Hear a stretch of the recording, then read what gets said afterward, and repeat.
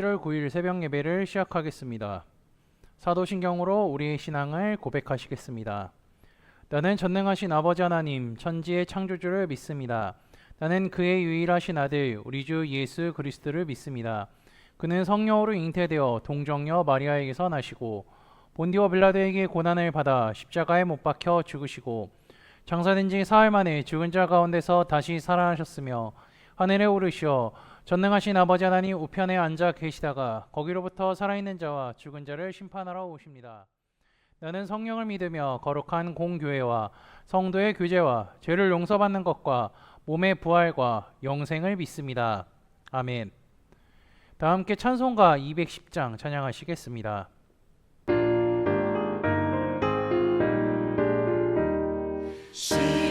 시온성과 같은 교회 그의 영광 한없다. 허락하신 말씀대로 주가 진히 세웠다. 반석 위에 세운 교회 흔들 자가 누구랴. 모든 원수를 워싸도 아무 근심 없도다. 생명샘이 솟아나와 모든 성도 마시니 언제든지 흘러넘쳐 부족함이 없도다. 이런 물이 흘러가니 목마를 자 누구랴. 주의 은혜 풍족하여 넘치고도 넘친다. 주의 은혜 내가 받아 시온 백성 되는데 세상 사람 비방해도 주를 찬송하리라. 세상 얻은 모든 영광 아침 안개 같으나 주의 자녀 받을 복은 영원 무궁하도다.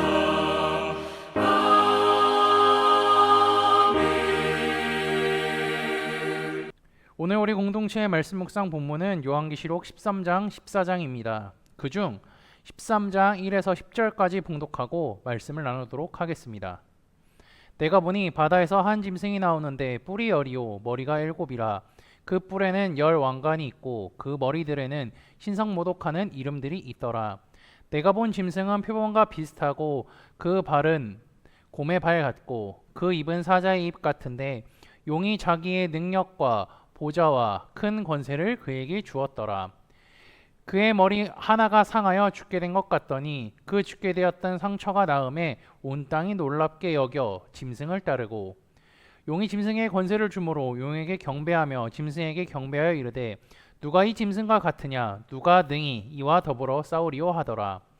또 짐승이 과장되고 신성모독을 말하는 입을 받고 또 42달 동안 일할 권세를 받으니라.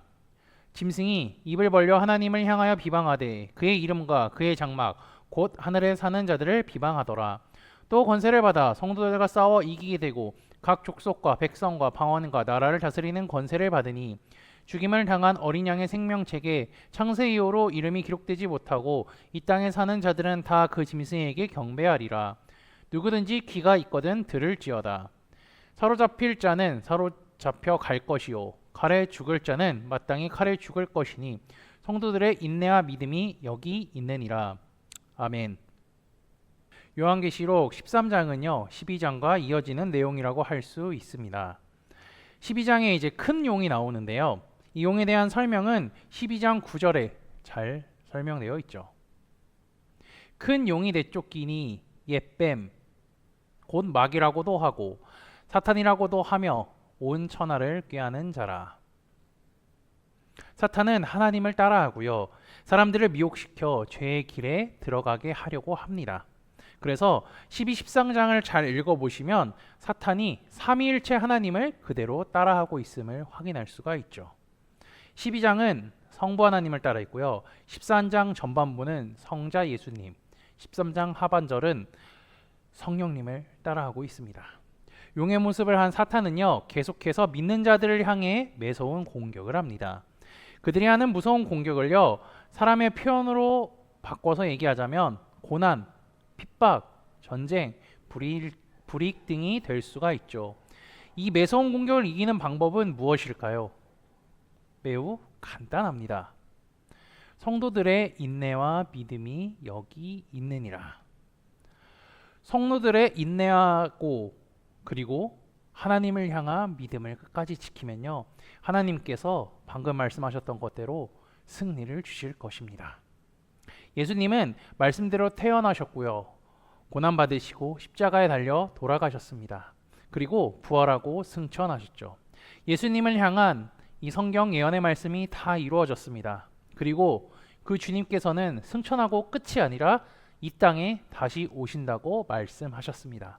그렇기에 주님께서 다시 오실 때에 우리는 그때가 오기를 소망하며 끝까지 믿음을 지키고 살아가시기를 주님의 이름으로 축복합니다. 13장을 보면요, 두 짐승이 등장하는데요, 1절에서 10절 그리고 11절에서 18절로 이 내용이 나눠질 수 있는데, 이들은 모두 12장에 나오는 용의 하수인으로서 용의 명령을 따라 움직이는 것들이죠. 12장의 큰 용, 13장은 두 짐승이 있다고 했는데, 바다에서 올라온 짐승 그리고 땅에서 올라온 짐승, 이걸 통하여서 아까 처음에도 얘기했듯이 사탄은 삼위일체 하나님을 따라한다고 할 수 있습니다. 그리고 우리가 숫자로 잘 알고 있는 7이 있지 않습니까? 7은 완전수인데요, 예수님의 이름에 그 숫자를 붙인다면 777 이렇게 붙이면요, 주님은 완전하고 완전하고 완전하시다, 또는 거룩하고 거룩하고 거룩하시다라고 하는 의미가 될 수 있죠.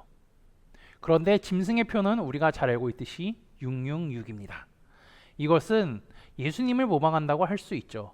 얼핏 비슷해 보이지만 완전히 다릅니다. 666은요, 실패를 의미하죠. 요한계시록에 쓰여졌을 때 당시의 상황을 빗대어서 좀 더 두 짐승에 대해 얘기하면요, 바다에서 올라온 짐승은요, 로마 제국과 황제를 의미하고요, 땅에서 올라온 짐승은 거짓 선지자를 의미합니다. 사탄의 삼위일체가 힘을 합쳐서 하나님만을 온전히 섬기려고 하는 그리스도인들을 핍박하고 있죠. 지금도 그 당시와는 별반 다를 게 없습니다. 아까도 이야기했지만 이 매서운 핍박에서 이기는 방법은 인내와 믿음입니다. 어제 말씀에서도 제가 나눴듯이 그리스도인들에게는 반드시 고난과 핍박이 존재한다고 했죠. 그 고난 중에도 하나님은 우리를 지키시고 보호하신다고 했습니다. 이걸 어떻게 할 수 있냐면요, 하나님의 감동으로 된 성경에 그대로 써 있기 때문이죠. 지난주 설교 말씀 가운데도요, 담임 목사님께서 말씀하신 것이 있습니다. 예수님을 사랑하는 사람들은 많은데요, 예수님의 말씀을 마음에 새기고 사는 사람은 매우 적다라고 하셨죠. 믿음으로 인해 고난이 찾아오면요, 주님을 사랑하면서도 주님의 말씀을 마음에 새기지 못해서 그것을 잊어버리고, 그렇기에 좌절하는 사람들이 너무나 많이 있습니다. 그뿐만이 아니라 스스로 믿음이 연약한 자라고 폄하하기도 하죠. 하나님께서 원하시는 것은요, 고난과 핍박이 찾아왔을 때 하나님의 말씀을 기억하라는 것입니다. 대표적으로 어떠한 말씀이 생각나면요, 시편 23편 4절이 생각납니다. 내가 사망의 음침한 골짜기로 다닐지라도 해를 두려워하지 않을 것은 주께서 나와 함께 하심이라. 주의 지팡이와 막대기가 나를 안위하시나이다. 아멘. 요한계시록 13장은 믿는 자들에게 임할 핍박과 고통에 대해 적혀 있지만요, 그 다음 14장을 읽어보시면요, 승리와 영광에 대해 볼 수 있습니다. 이것은요, 사탄이 받는 것이 아니라 하나님을 믿는 신실한 자들이 볼 영광인 거죠. 세상은 점점 악해지고요, 주님 오실 때가 이른 것 같습니다.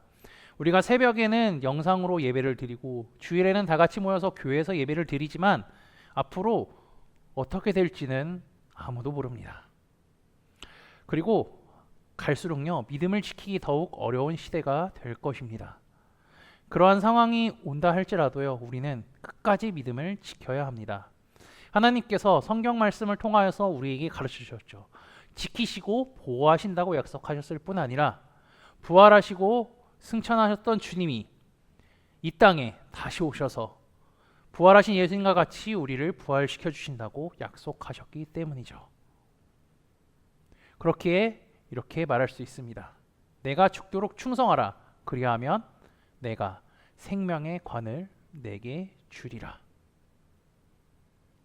하나님께서는 요한을 통하여서 그리스도인들에게 이렇게 말씀하시는 것이죠. 하나님께 죽도록 충성하여서 굳건한 믿음으로 승리하는 삶을 살아가는 코너스톤 믿음의 형제자매들이 되시기를 주님의 이름으로 축복합니다. 다 함께 찬송가 430장 찬양하시겠습니다. 주와 같이 길 가는 것 즐거운 길 아닌가. 우리 주님 걸어가신 발자취를 밟겠네. 한 걸음 한 걸음 주 예수와 함께 날마다 우리 걸어가리. 어린아이 같은 우리 미련하고 약하나 주의 손에 이끌리어 생명길로 가겠네. 한 걸음 한 걸음 주 예수와 함께 날마다 우리 걸어가리. 꽃이 피는 들판이나 험한 골짜기라도 주가 인도하는 대로 주와 같이 가겠네. 한 걸음 한 걸음 주 예수와 함께 날마다 우리 걸어가리. 선지자 해독같이 우리들도 천국에 들려 올라갈 때까지 주와 같이 걷겠네. 한 걸음 한 걸음 주 예수와 함께 날마다 우리 걸어가리. 다 함께 기도하시겠습니다. 하루의 첫 시간을 주님께 드리게 하시니 감사합니다.